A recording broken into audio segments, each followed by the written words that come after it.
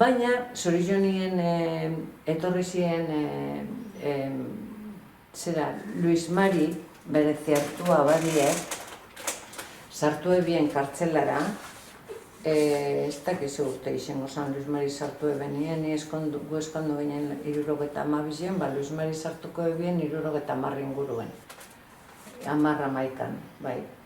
Zer gogoratzen az gure eskontzara bilduzkun olako zer bat, karta bat eta hola, eta kalkuletat hori. Orduan, eurek gu azkenien gara abadien produktuek. Ni konsideretan az abadien produktuek ginela. Eta, bueno, laguntze eben, eta Luis Mari sartu ebenien kartzelara, euren artien, inorre sartzie. Kartzelara sartzen da ben abade baten lan hori ezin jau inor bete. Baina etorri zan abade famosu bat berrizera, Jesus Mari Jona, eta etorri zan, hemen nauni, apoia hoben hasieratik herriko jente batek, eta hori izen zan, inkisizioen moduen bardin.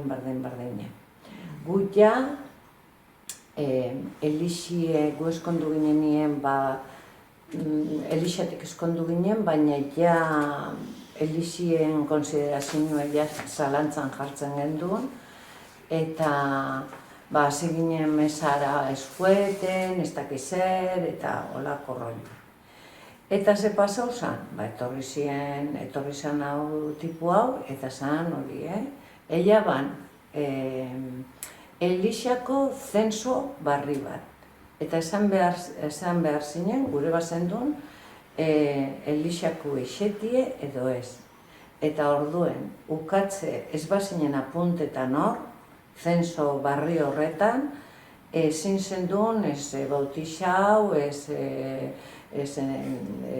entierrorik, ez zerrein, gainera holako mehatxuekin, Ez que hori izen zan superfuerti, Eta zoi hartadako. Bai, eta gu izen ginen, baina guztiz erreta, Baina lehentxoago, joan etorri orduko zeintzuk izen ziren abadeak, berri zen gaztei lagundu dotzienak edo gaztei gutzatzen. Bai, izen ziren, Don Feliz, honekin, mutilekin batez, gero Don Jon, hona india, baina gero Riosetara junzan, gero Mikel Uriarte, Ozerin Jauregi Javier, oso maju esan, eta Agirra Maioa bai.